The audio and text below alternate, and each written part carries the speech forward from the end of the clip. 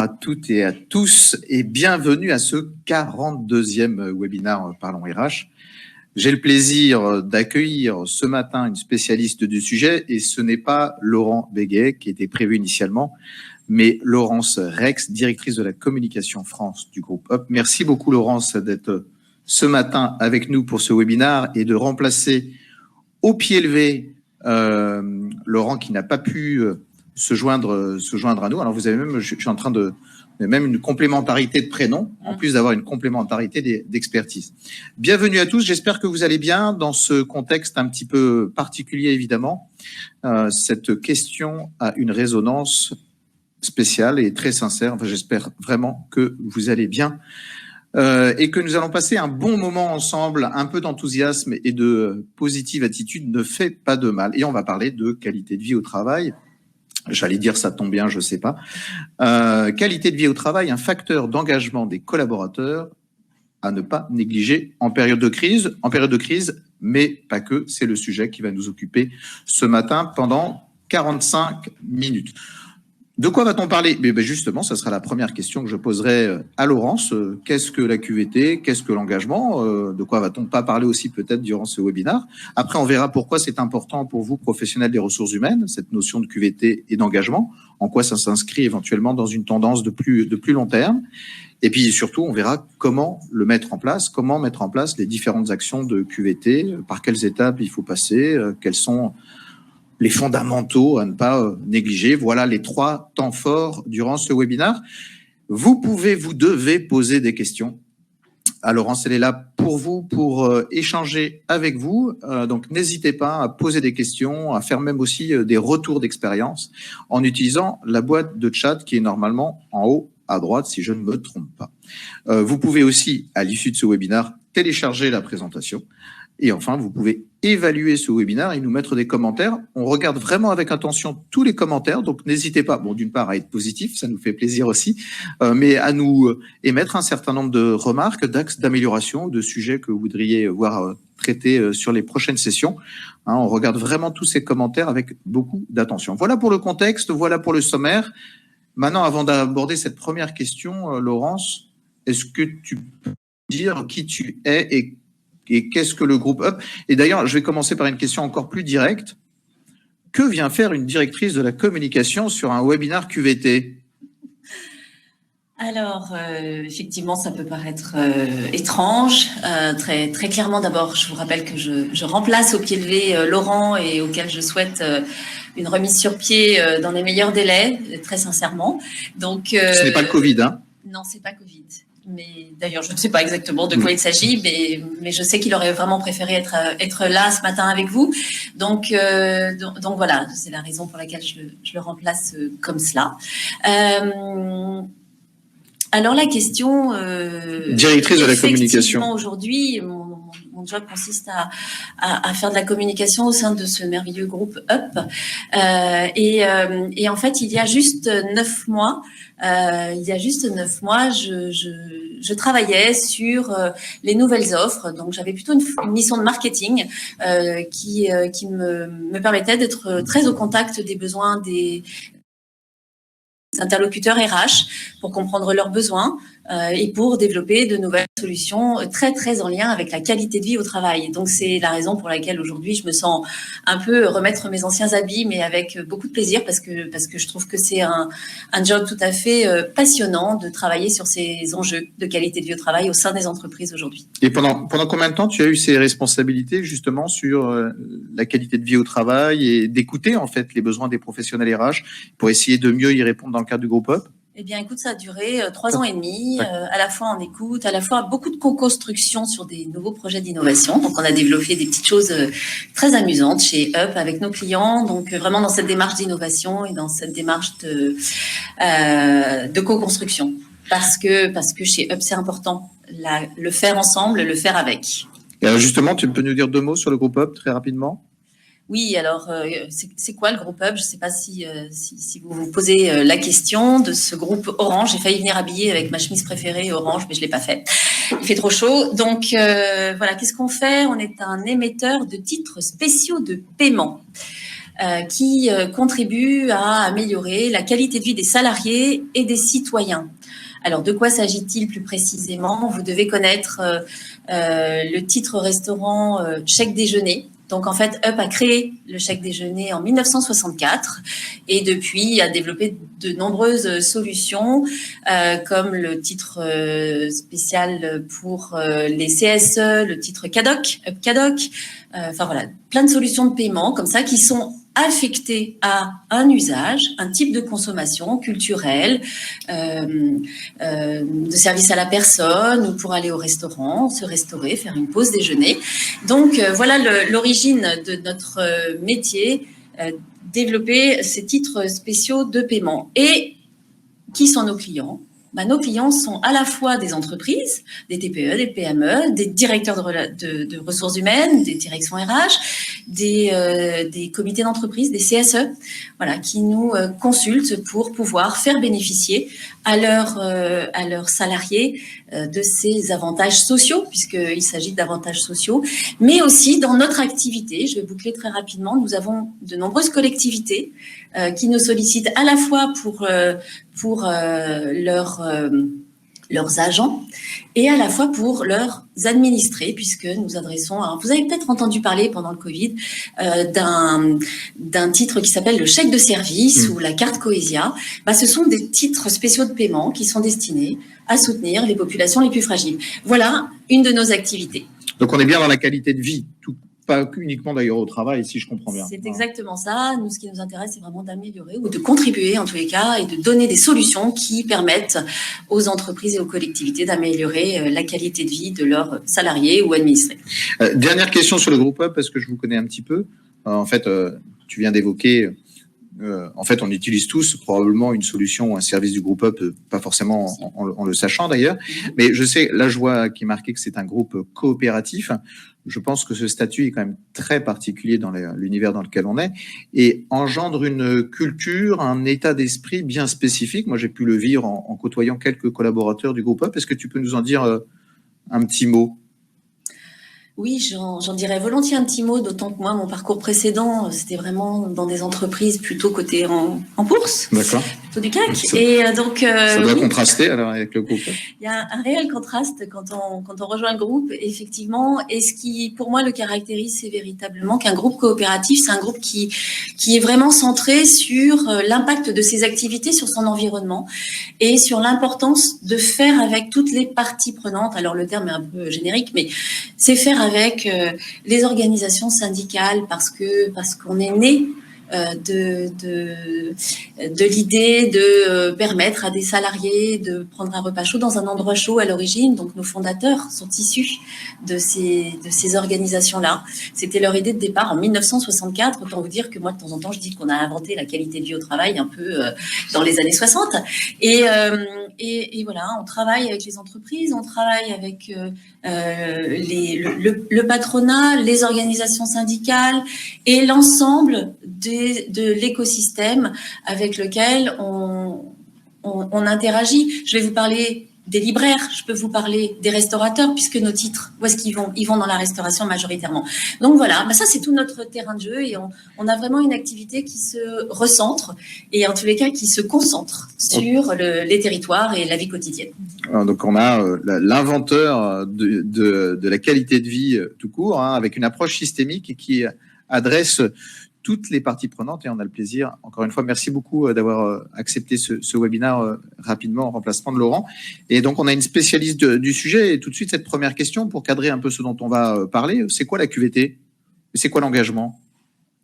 Alors, la QVT, c'est un sujet qui est tout à fait d'actualité et qui l'est depuis un certain nombre d'années. Alors, notamment, il y a eu toutes les évolutions des lois qui ont contraint les entreprises à intégrer la QVT comme un élément avec lequel on doit négocier avec les partenaires sociaux, justement, et sur lequel on ne peut pas transiger, en tous les cas qu'on ne peut pas balayer du revers de la main puisque la qualité de vie au travail fait l'objet d'accords en entreprise.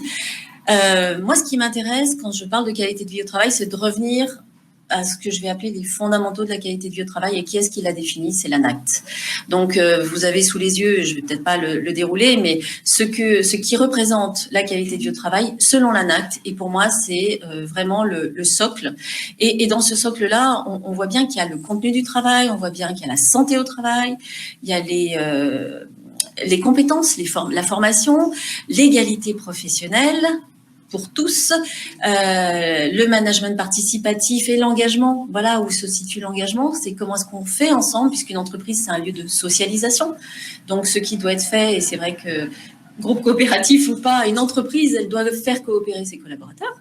Et puis les relations entre les individus. Donc, la qualité de vie au travail, c'est des actions qui permettent de concilier l'amélioration des conditions de travail pour les salariés, mais surtout tout ça, ça contribue à quoi? Ça contribue à améliorer la performance des entreprises. On ne peut pas faire sans la qualité de vie au travail. Et la qualité de vie au travail, c'est pas le bien-être au travail. Pour moi, ça va bien au-delà, c'est beaucoup plus structurant et notamment ça porte sur la manière dont on exerce ensemble le travail qu'on doit réaliser. Et la manière dont on exerce le travail et les moyens dont on dispose, eh ben ça nourrit l'engagement des collaborateurs. Ça permet de fédérer les énergies, ça permet de faire en sorte que chacun ait les bons outils pour travailler, pour bien communiquer. Et ben tout ça, ça va nourrir l'engagement des collaborateurs, leur donner la possibilité de prendre la parole, de s'impliquer, d'être un peu dans une démarche d'entrepreneurs internes. Bon, ça aussi, chez Up, c'est un sujet qui vraiment nous interpelle. Comment est-ce qu'on fait de chaque collaborateur un intrapreneur, un entrepreneur? En tous les cas, tout le monde a la possibilité ou doit avoir la possibilité en entreprise de pouvoir s'exprimer, de pouvoir faire avancer les projets par l'expression de nouvelles idées. Et voilà, pour moi, c'est ça l'engagement. Pour nous, c'est ça l'engagement. Alors, en fait, la QVT, ça se limite pas à la corbeille de fruits frais. C'est très bien la corbeille de fruits frais, mais on voit bien que je suis un peu schématique et réducteur quand je dis ça, mais parce que souvent il y a beaucoup de propos sur la QVT qui traitent un peu que l'écume des choses. On voit bien là dans ton approche que il y a plein de pétales et que même dans chacun de ces grands pétales, il pourrait avoir d'autres sous-thèmes presque. Donc c'est vraiment une approche systémique. En fait, je disais tout à l'heure que le groupe Up a une approche systémique du sujet. Là, on voit bien que la définition de la QVT est une approche globale et complète. Et l'engagement, c'est la motivation, en fait. C'est la. Qu'est-ce qui fait que je prends part au projet? Voilà, c'est comment je suis impliqué. Hein, voilà. Comment je suis un levier. Pardon, c'est vrai que je t'interromps, excuse-moi. Non, c'est toi qui dois parler, c'est pas moi. Mais pour ceux qui se posent encore la question de ce qu'est la QVT, franchement, la qualité de vie au travail, je vous invite à aller sur le site de l'ANACT. C'est très, très documenté et effectivement, c'est très développé également. ANACT, Association nationale de l'amélioration des conditions de travail, c'est bien ça? Oui, voilà pour le ministère du Travail. Et voilà. Donc, vous avez effectivement beaucoup de documentation sur ce site-là. Allez-y, c'est effectivement très riche.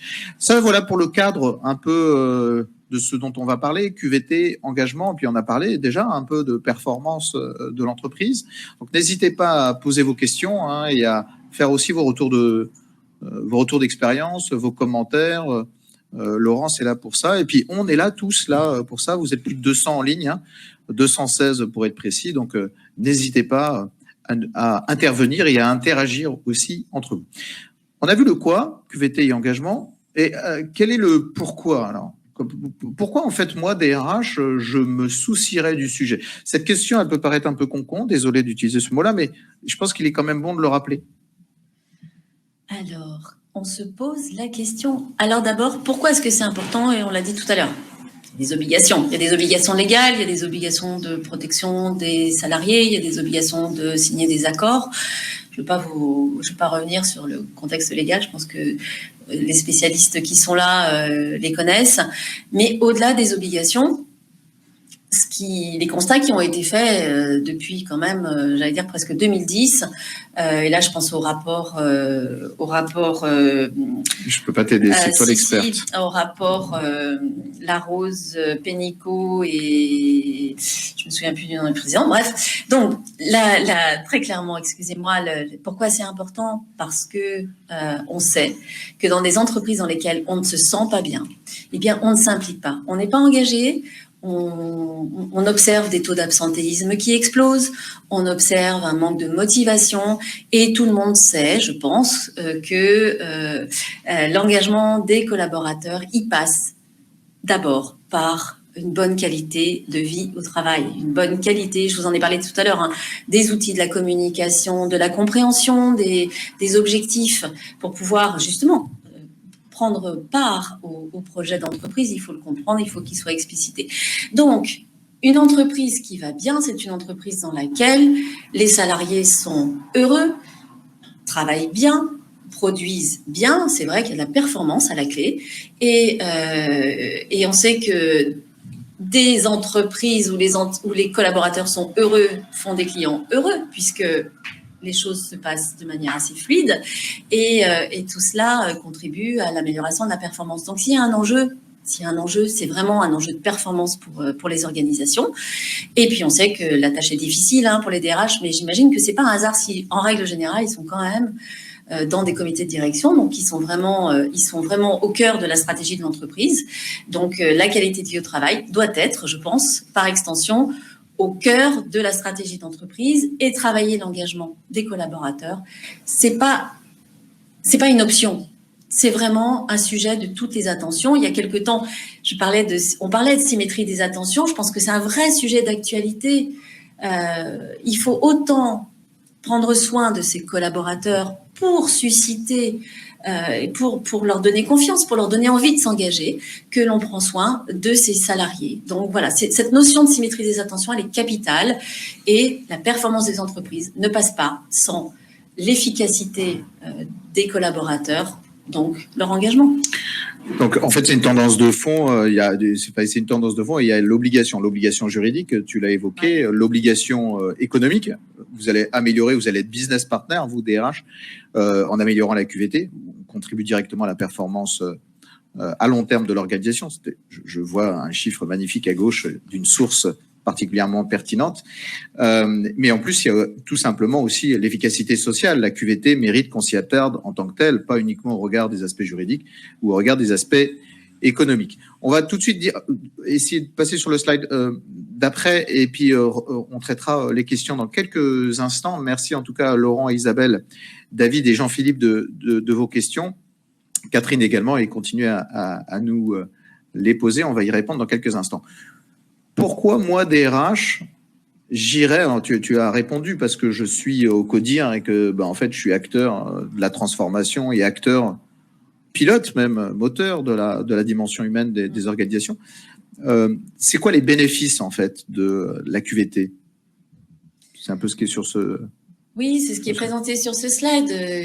On va le redérouler. L'objectif, c'est vraiment d'être dans la performance. On est tous d'accord. Même nous, société coopérative, on n'est pas une association caritative. Donc, c'est assez rigolo d'être une SCOP et de se dire on est une entreprise et on doit apporter. Enfin, c'est pas rigolo, c'est la réalité. On doit apporter des résultats. On est une entreprise et on doit s'inscrire d'ailleurs dans l'avenir. Et pour avoir justement cette projection d'entreprise qui s'inscrit dans le temps, durable en définitive, eh bien une entreprise durable, une entreprise qui s'inscrit dans une performance durable, eh bien elle a effectivement, elle doit soutenir le bien-être ou la qualité de vie des salariés.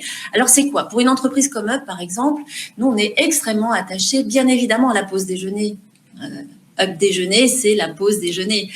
C'est du temps qui permet à nos salariés de se déconnecter, de faire une pause. C'est aussi un temps où on se rend compte à quel point, lorsqu'on fait une pause déjeuner, qu'on le fait avec ses collègues, qu'on le fait avec son N+1 ou N+2 parfois, eh bien, c'est la possibilité de disposer d'informations et d'échanges informels. Et en fait, ça facilite sacrément le dialogue. C'est aussi, ça permet aussi, très souvent, je parle de dialogue, donc de lever des problématiques qu'on aurait peut-être vues au cours d'un one-to-one dans un moment un peu difficile et qu'on peut améliorer parce qu'on aura pris le temps de parler autrement dans un autre contexte. Donc voilà, nous on considère que la pause déjeuner, c'est vraiment un élément de qualité de vie au travail pour les raisons que je viens d'expliquer, par exemple. Bien évidemment, Tout à l'heure, je vous parlais d'avantages sociaux. Avantages sociaux, ça contribue à améliorer le pouvoir d'achat, donc aussi le dialogue social. On part de la nécessité de soutenir le bien-être et la qualité de vie des salariés au travers notamment des avantages sociaux. Ça contribue nécessairement à améliorer leur engagement. Très simplement, si on fait en sorte d'être à l'écoute, de faciliter ces temps d'échange, d'intégrer qu'un collaborateur, il a une vie au-delà de l'entreprise. C'est-à-dire qu'il a des obligations. Il y a quelque temps, on parlait de charge mentale aussi. La charge mentale des parents, c'est compliqué. La charge mentale des salariés qui sont aidants familiaux, là c'est plus souvent des populations un peu plus âgées, c'est un des critères sur lesquels il faut passer un petit peu de temps, il faut savoir écouter, il faut savoir intégrer la complétude de nos collaborateurs pour pouvoir véritablement à la fois être à leur écoute et pouvoir leur proposer des solutions annexes. C'est pour ça que vous connaissez tous, je pense, le chèque emploi-service. Eh bien, certains employeurs ou certains comités d'entreprise financent ou cofinancent du chèque emploi-service. En l'occurrence, nous, chez UP, on en a un qui s'appelle le chèque domicile. Eh bien, on cofinance des services qui permettent d'alléger la charge mentale et de rendre un peu de temps à nos collaborateurs, qui est à la fois du temps que nous, en tant que manager, on peut allouer en faisant en sorte d'intégrer ces questions de temps personnel, mais aussi en tant qu'employeur, on peut apporter des solutions très pratico-pratiques qui permettent de soulager notamment toute la charge qu'il peut y avoir en dehors du travail. Alors tout ça, ça doit contribuer à l'engagement parce que ce sont des signes de respect qui sont adressés, de reconnaissance qui sont adressés aux collaborateurs. Et bien évidemment, si vous intégrez ces éléments d'écoute, d'attention, de reconnaissance, de facilitation, si on donne les moyens à nos managers d'être un peu facilitateurs de tout cela, eh bien l'engagement des collaborateurs sera au rendez-vous. Voilà. Donc, bien évidemment, là, on parle un peu plus je suis rentrée un peu plus dans le détail de ce qui va être un peu notre sujet, les avantages sociaux, mais bien évidemment, ça vient compléter ou ça vient détailler ce qu'on a vu sur la petite fleur, la jolie fleur de l'ANACT précédemment. Donc, en fait, il y a plein de moyens pour activer l'engagement et du coup, vraiment soutenir des collaborateurs, les aider dans leur engagement et du coup faire en sorte qu'ils donnent le meilleur d'eux-mêmes. Alors ça pourrait paraître pervers, mais c'est juste que c'est respectueux, c'est équilibré. Ça permet d'avoir une relation équilibrée entre le salarié et l'employeur. Oui, et puis entre la qualité de vie personnelle, si j'ose l'utiliser ce terme-là qui est un peu bizarre, et la qualité de vie au travail, en fait. La bonne qualité, la bonne QVT, c'est la QVG, la qualité de vie généralisée ou générale ou globale, je sais pas quel est le bon terme. On voit qu'il y a beaucoup de bénéfices, évidemment, quand on a une bonne QVT, et puis bénéfices qui sont autant de moyens, l'ambiance, la relation, les relations sociales, le climat social, l'engagement des collaborateurs, le fait de faire baisser l'absentéisme, de valoriser la marque employeur, d'engager la fidélisation avec une approche de la rémunération globale. Tu as évoqué tous ces points. Avant de basculer sur le comment, je l'avais annoncé, donc on va prendre quelques questions. Même on va en prendre beaucoup parce qu'il y en a pas mal, donc c'est très bien. On va essayer, je m'en excuse, mais parce qu'on est pris par le temps, on passerait bien l'après-midi avec vous, mais juste pour rester dans une forme un peu dynamique, de répondre assez rapidement, quand c'est possible. Tous les collaborateurs ont-ils envie d'être des intrapreneurs, demande Laurent. Eh ben, moi, je pense que non. Je pense que chacun doit avoir le choix. Mais ça veut dire qu'il faut savoir entendre les forces et les faiblesses des uns et des autres. Donc, je vais pas développer plus, mais non, il faut chacun son rythme, chacun sa capacité et chacun son envie. Donc, voilà, il y a les besoins des entreprises et il y a les besoins des individus. Il faut arriver à trouver le bon équilibre et faire matcher les besoins des autres, voilà, des uns et des autres, pardon. Tout à fait. Isabelle te pose la question, comment faire changer les mentalités dans une entreprise qui ne souhaite pas développer les intrapreneurs ? Discuter, échanger, parler, communiquer, organiser un déjeuner et parler. C'est rarement l'entreprise, c'est souvent des petits points, des éléments bloquants ou des personnes qui ont des points de vue. Et je pense qu'il y a une chose qui peut être très très intéressante, c'est de rencontrer des entreprises, d'organiser des moments de rencontre avec des entreprises qui ont mis en place des dispositifs d'intrapreneuriat. Voilà ma reco. Bon, en fait, on est sur de la conduite du changement, de la transformation, hein, et c'est normal qu'il y ait des réticences, que ça soit sur la partie intrapreneur ou même sur la QVT en tant que telle. Je suppose que, enfin, moi, je rencontre pas mal d'entreprises où la QVT, en disant oh, tout ça, c'est l'écume des choses, quoi. On voit bien que ce n'est pas le cas. Donc voilà, il faut effectivement écouter, échanger, dialoguer, communiquer, partager, inspirer. Peut-être avec des entreprises qui ont bien marché ou qui ont mis en place des choses sur cette dynamique d'intrapreneuriat. Quel est votre retour d'expérience concernant les organismes tels que Great Place to Work, Happy at Work? Est-ce que tu as un point de vue là-dessus en lien avec la QVT? Est-ce que, je vais le dire peut-être autrement, David, vous m'excusez si je déforme trop votre question, n'hésitez pas à me le dire aussi dans le chat. Est-ce que ces labels sont des gages de qualité, de la qualité de vie au travail? Alors moi, je vais sortir le joker, mon joker, parce que j'ai connu Great Place to Work dans une vie précédente. Voilà, je pense que ces labels sont des labels qu'il faut regarder dans le détail exactement. Lorsque l'on fait appel à telle ou telle solution, lorsque l'on sollicite telle ou telle solution, faut savoir ce qu'on cherche. Voilà, c'est quoi l'objectif? Est-ce que c'est un objectif d'image? Est-ce que c'est un objectif de changement? Voilà, nous. Non, mais tu as dit joker, hein, donc c'est bon. Je dirais pas plus. Je pense qu'il faut penser au diagnostic, au vrai diagnostic avant tout. Voilà.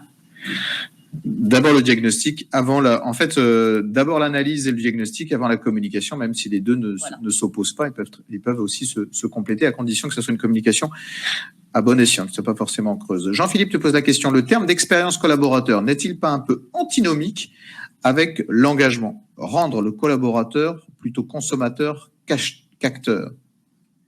Alors, je vais revenir sur la question d'équilibre. Si je comprends bien la question, c'est évident que les entreprises aujourd'hui ont de plus en plus affaire à des salariés qui ont de plus en plus d'exigences. J'ai souvenir d'échanges avec quelques belles entreprises qui nous disaient on a une liste d'avantages sociaux à l'après-vert et on n'a encore pas répondu à la question de machin qui a un sujet très spécifique. Mais par contre, une entreprise concurrente va avoir apporté une solution. Donc oui, on a de plus en plus des salariés qu'il faut satisfaire, auxquels on fait les yeux doux, donc qui sont un peu plus consommateurs. C'est clair que sur la guerre de certains talents, il faut certainement se poser la question comme vous la posez. Mais en même temps, il y a quand même l'équilibre. Hein. Il faut quand même de la performance, il faut quand même les enjeux de l'entreprise en face. Et d'ailleurs, on pourrait se poser la question, quelle est la cause et la conséquence, en fait, entre une bonne expérience collaborateur? Est-ce que c'est une bonne expérience collaborateur qui entraîne de l'engagement, ou est-ce que c'est un bon engagement qui entraîne une bonne expérience collaborateur? Je pose la question. On peut être très engagé et donc générer une bonne expérience. Mais c'est un autre débat. J'espère que ça sera probablement un autre webinaire. C'est un chouette challenge manager. Exactement. Catherine, est-ce toujours géré par les DRH ou les départements dédiés QVT ou un support en RSE ou une autre fonction support ou une direction RSE? De ton expérience, ces sujets de la QVT, ils sont pilotés par qui? Alors, de mon expérience, c'est très divers. C'est vraiment selon le souhait de l'entreprise. En règle générale, rattaché à la DRH, souvent, mais quelquefois, de toute façon, soit très en lien, soit au sein d'une direction RSE, ça peut être le cas. Souvent, je dirais plus souvent à la DRH. Et puis, dans une entreprise comme la nôtre, c'est à tous les niveaux. C'est un peu comme la démarche de développement durable. C'est à chacun de s'approprier cela. Et puis, bien évidemment, c'est encadré par une impulsion RH. Mais voilà. Donc, c'est selon les organisations. Comment créer, c'est Laure qui te pose la question, comment créer et maintenir une ambiance conviviale lorsque les salariés sont en home office sur le long terme? Ah, c'est un vrai S'il te plaît, la solution miracle. Tu as 5 secondes. Est-ce que j'ai le droit de témoigner juste en tant que manager où il a fallu effectivement qu'on travaille tous en home office? Donc, on essaye. Je crois que c'est vraiment un effort de chaque jour. C'est une attention de chaque jour de rester en connexion avec à la fois ses collègues, parce qu'il faut que la transmission d'informations passe bien, et à la fois faire en sorte qu'il y ait du temps de travail en télétravail, un temps d'échange très, très, très, très sérieux, très, très business, et puis de temps en temps se dire, les gars, on se prend un café, on discute et on prend des nouvelles des uns des autres. Voilà, moi, c'est comme ça que j'essaye de le vivre. Je suis pas sûre que ce soit la solution idéale, mais en tout cas, c'est un effort de chaque instant. C'est retrouver en fait des moments informels et des moments. Le plus dur, je trouve, c'est de retrouver des moments impromptus, des moments spontanés. Et la communication présentielle, il y a de la spontanéité qui ne peut plus s'exprimer en distanciel, puisqu'en fait, il faut se fixer un rendez-vous, et puis on a aussi une communication non verbale qui est relativement limitée. Mais c'est une vraie question, en fait. Peut-on lier la QVT à la recherche et développement de l'entreprise ?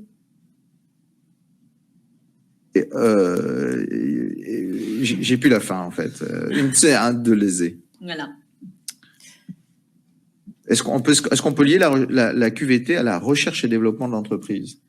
Si on considère que la QVT, c'est une démarche de progrès continu, moi, je pense que ça peut être une bonne idée. Pourquoi pas ? Alors, la QVT, Laurent repose, la QVT est aussi une question de perception. Comment concilier les différentes perceptions ? Et l'ADACT le dit effectivement, c'est une question de perception. C'est ce que l'on ressent très souvent, la qualité de vie au travail. Donc, je pense que pour moi, la meilleure des choses, c'est d'établir des diagnostics, des vrais diagnostics, et pas la petite étude faite par un gars qui n'a pas trop l'habitude de faire des études parce qu'on y induit des biais. Donc, je pense qu'il faut s'adresser à des spécialistes des études ou de la qualité de vie au travail qui sont en capacité d'aider vraiment à faire de réels et objectifs diagnostics pour comprendre ce que chacun ressent. Et puis, je reviens, il y a la question de la communication informelle aussi, ça peut aider beaucoup. Et l'attention qu'on porte aux autres. L'écoute et la mesure, en fait, si je résume ta réponse. Et on écoute et on mesure, déjà pour mesurer l'écart de perception. En temps de transformation et réorganisation, considérez-vous que les dispositifs tels que l'accord de performance collective, les accords de chômage partiel, font partie des éléments favorisant la QVT ? Alors, la flexibilité, je vais le dire autrement, la flexibilité du travail fait-elle partie de la QVT ? Il me semble que oui, ça fait partie des éléments, en tous les cas, du dialogue social et qui doivent contribuer à la qualité de vie au travail. Allez, je descends encore. Allez, il y en a beaucoup de questions. Alors, on va continuer à les prendre quelques-unes et puis après, on continuera le propos, mais je vous oublie pas. Comment apporter une QVT performante en cette période de crise sanitaire? Alors, on va le voir juste après. Donc, d'ailleurs, je vais faire comme ça. Comme c'est sur le comment, en fait, on a vu le quoi, on a vu le pourquoi. Et là, vous posez la question et donc on va basculer tout de suite sur le comment. Je n'oublie pas les autres questions, on les prendra après. Mais d'ailleurs, en fait, parce que tu évoques souvent le groupe UP et le sujet du webinaire, c'est QVT, engagement, mais en période de crise. Moi, ça m'intéresse de savoir qu'est-ce que vous avez mis en place là, vous, au sein du groupe UP, sur la période qu'on vient de vivre. Est-ce que vous avez mis en place des choses qui puissent nous inspirer? Je suis sûr que oui. Non? J'espère. Non, mais pour être totalement modeste et surtout réaliste, on s'est tous trouvés confrontés à la même situation. Le 17 mars à midi, tout le monde en télétravail. Oups, mon Dieu. Donc ça a été un choc. On l'avait un petit peu pressenti. Donc il a fallu mettre tout le monde en télétravail. Il a fallu s'assurer que tout le monde pouvait être équipé. Enfin bon, honnêtement, branle-bas de combat. Et ça, je pense que ça a été le sujet dans toutes les entreprises. Et puis les choses se sont installées. Donc alors nous, chance, on avait déployé un système qui permettait justement de mieux travailler ensemble d'outils de travail collaboratifs. Donc, étonnamment, on avait un petit peu de mal à faire en sorte que ces outils soient appropriés. Et curieusement, l'usage étant ultra nécessaire, chacun a fait l'effort et puis de toute façon, c'était la condition sine qua non pour pouvoir continuer à travailler. Donc, efforts pour appréhender et s'approprier ces outils de travail collaboratif. Donc ça, c'était déjà le point 1. Donc, chance pour les entreprises qui étaient déjà équipées. Je sais que c'était plus compliqué pour d'autres. Et puis, je pense que je vais pas vous dérouler toutes les actions qui ont été mises en place, mais véritablement, pour nous, ce qui était capital, c'est de garder le dialogue, de faire en sorte que chacun ait des outils pour travailler. Donc, équipé.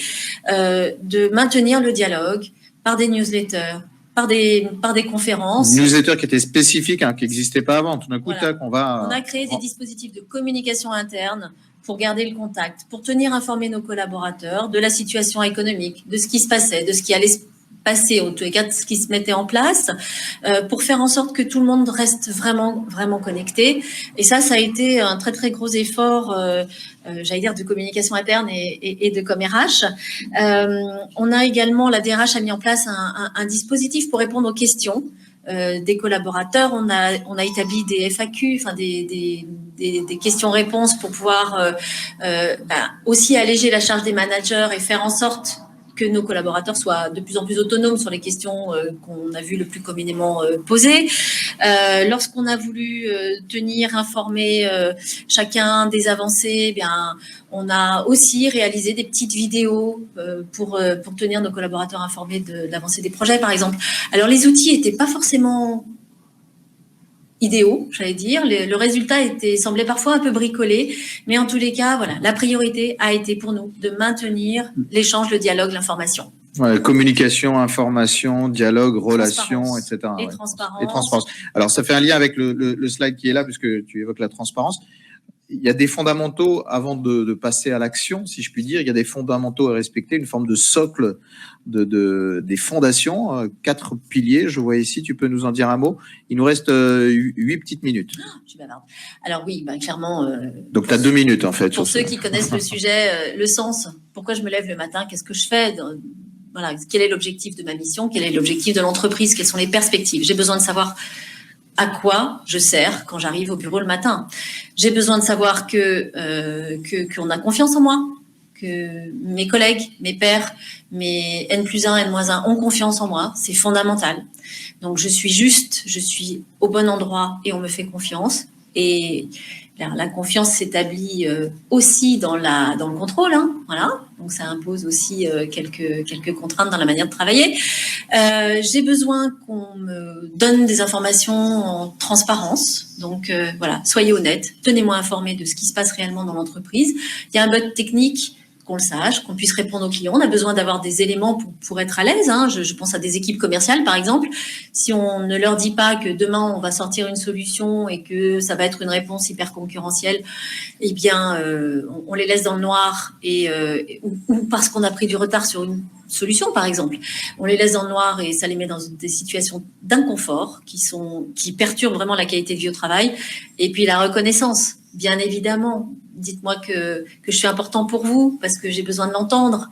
C'est hyper important le matin, quand j'arrive au bureau, que je sache que voilà, mon job est reconnu et que je suis appréciée, non pas parce que je suis sympa, mais parce que je fais un good job. Je vais mettre les pieds un peu dans le plat mais rapidement. En fait, si on évoque ça, en fait, c'est du bon sens presque. Le fait qu'on ait du sens, c'est du bon sens. La transparence, la confiance et la reconnaissance. Ça veut dire que ça n'existe pas vraiment, en fait, ces fondamentaux. Ça veut dire qu'on les oublie peut-être. Allez, on va dire qu'on les oublie. Moi je pense qu'ils existent. Bien sûr qu'ils existent. Alors, plus ou moins. Voilà, il va y avoir des organisations qui vont être beaucoup plus sur le sens, d'autres qui vont être extrêmement sur la reconnaissance. Enfin, on voit bien que les startups, elles ont des modes de fonctionnement un peu différents que les grandes entreprises qui sont un peu installées dans une lourdeur administrative, hiérarchique et autres, qui font que de temps en temps, on oublie un tout petit peu de raccrocher tout le monde au wagon et du train de l'entreprise. Voilà. Mais voilà, moi je pense que tout est là. Je pense qu'il faut simplement toujours se dire, c'est un peu la checklist du pilote, ne pas oublier. Le sens, la reconnaissance, la confiance et la transparence. Alors, est-ce que en quelques minutes, tu peux nous dire les deux grands axes d'action pour mettre en place une QVT efficace, une bonne QVT? Oui, clairement, je vais vous laisser lire les documents que vous avez sous les yeux. Il faut faciliter l'équilibre de vie dans le travail, la qualité de vie dans le travail. On l'a vu, il y a plein d'éléments donnés aux salariés, les moyens aussi de faire une pause. Déjeuner sur son bureau, c'est pas une bonne formule. Il faut vraiment se le dire et se le redire. Et avec le télétravail, on sait que beaucoup n'ont pas déconnecté ou ont très très peu déconnecté. Donc vraiment prendre le temps de ça et on doit y veiller en tant que manager. Bien évidemment, améliorer la rémunération. Si ça peut se faire avec des avantages sociaux, c'est super parce que c'est moins impactant pour l'employeur. Et puis, bien évidemment, continuer à entretenir le dialogue. Et puis, bien évidemment, ça, je vous l'ai dit tout à l'heure, proposer des solutions qui permettent de dire à la fois j'ai compris vos besoins et à la fois de proposer des solutions pour alléger la charge personnelle et accompagner des collaborateurs lorsqu'ils sont même fragilisés dans leur parcours de vie. Et donc, il y a des solutions. D'accord. Et sur la partie droite, libérer les contraintes au quotidien, les soutenir quand ils sont fragilisés, c'est ce que tu viens d'évoquer. Alors, on va, parce que le temps file, on va continuer à prendre quelques questions. Je vais les prendre au hasard. Elles m'arrivent en fait de façon ordonnée, chronologique, mais je vais les prendre au hasard pour ne favoriser personne. Quel argument utiliseriez-vous, donc Fanny te pose cette question, utiliseriez-vous pour convaincre un CFO, CEO que des mesures QVT ne sont pas juste des mesures humanistes et sociales? Regardez ce qui s'est passé chez Schneider Electric, regardez les entreprises qui ont mis en place des dispositifs de QVT, regardez les résultats, regardez leur niveau de performance. Moi, je pense qu'il faut vraiment organiser des rencontres entre les CEO qui ont besoin d'ouvrir un peu leur chakra. Je vous donnerai un chiffre, 14 580 €.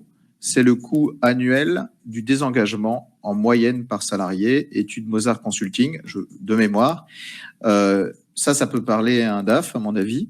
Mais je ne serais pas pour rejeter les bénéfices humanistes et sociaux, en fait. Je pense que tout ça doit rentrer, au contraire, c'est économique et social. C'est pas que économique. Si on fait de la QVT que pour un bénéfice économique, à mon avis, on fera pas forcément une bonne QVT. Et comme le dit Laurence, le mieux, c'est d'aller écouter, dialoguer avec ses pairs pour regarder ce qu'ils ont mis en place et qu'est-ce qui a marché et pas trop marché chez eux éventuellement. Et puis ne pas perdre de vue ce qu'est une entreprise, une organisation. Enfin, c'est un groupe social. C'est un groupe social. Et donc, on voit bien qu'on a besoin de faire ensemble les choses et pour les faire bien, il faut qu'on soit bien ensemble pour bien travailler. Alors, au pif Augustin, connaissez-vous des solutions permettant de digitaliser la démarche QVT? Oui.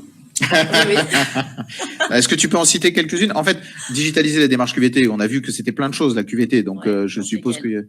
Alors,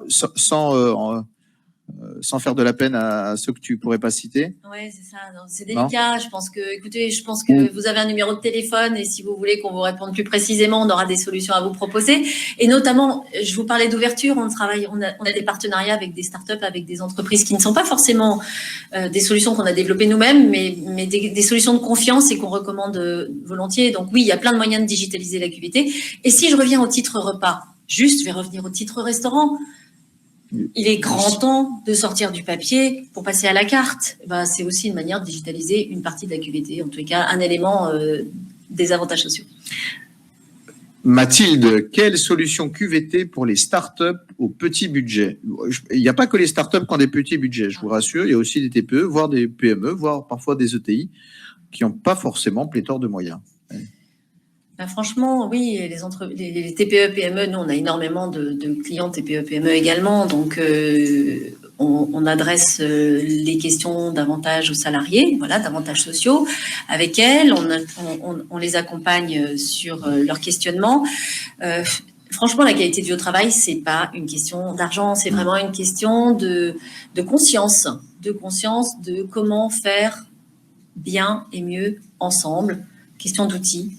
Question de dialogue, question d'envie. Le bon sens coûte de l'énergie et du temps et pas forcément du budget, même si le temps, c'est de l'argent aussi. Merci à tous pour ces questions. Merci Laurence, mais j'ai quand même encore moi des questions à te poser rapidement. On finit toujours les webinaires par 2 questions. Ton coup de com', alors avec une directrice de la communication, ça me fait encore plus plaisir. Ton coup de com' et ton coup de cœur, quel est-il ? Mon coup de com', si vous suivez les top DRH, on sera présent sur les prochains salons top DRH et on vous donne rendez-vous pour échanger justement sur les solutions, sur tout ce qui peut vous aider à construire une démarche QVT. Et tu m'as dit quoi, mon coup de cœur? Ton coup de cœur. Qu'est-ce que ton coup de cœur? Ton coup de cœur, tu as envie de partager, toi, Laurence? Qu'est-ce qui, ces derniers jours, dernières semaines, derniers mois, t'a touché et qui pourrait être en lien avec notre sujet du jour, ou pas d'ailleurs? Oui, peut-être pas, quoiqu'un peu. Oui, ce matin, je me replongeais dans un bouquin que j'ai lu là, à la fin de l'été. C'est La gloire de mon père de Pagnol. C'est complètement old school. Mais alors, quand on est confiné, enfermé, qu'on se dit « Oh mon Dieu, on est retourné à Paris, on bosse comme des dingues », quelle ouverture ça fait en imaginaire pour se remettre un peu ailleurs et refaire un peu le plein pour affronter des journées qui sont très denses. Voilà, donc petite bulle. Marcel Pagnol, pour terminer, voilà. Pour terminer ce webinaire, merci infiniment Laurence d'avoir participé à ce webinaire au pied levé. Merci beaucoup à tous et toutes d'avoir participé, échangé avec nous. N'hésitez pas à télécharger la présentation, à nous évaluer, à nous mettre des commentaires. Vous avez la possibilité de regarder en replay ce webinaire pour en faire part à vos collègues. Et pour ma part, je vous donne rendez-vous dans un mois, presque, le 15 octobre 2020, pour les webinaires Parlons RH, à chaque mois, j'aurai le plaisir de recevoir Geoffroy Delestrange, qui est directeur marketing et communication pour l'Europe de la société Cornerstone, et le sujet sera innovation RH, en quoi la crise transforme la fonction RH. Et je vous rappelle que la semaine prochaine a lieu le Salon Solutions Ressources Humaines et que Parlons RH sera sur le stand B02. On aura le plaisir, évidemment, d'échanger RH, de parler QVT, qui est un thème très fort. Merci encore beaucoup, Laurence, pour cet échange. Merci à tous et je vous dis à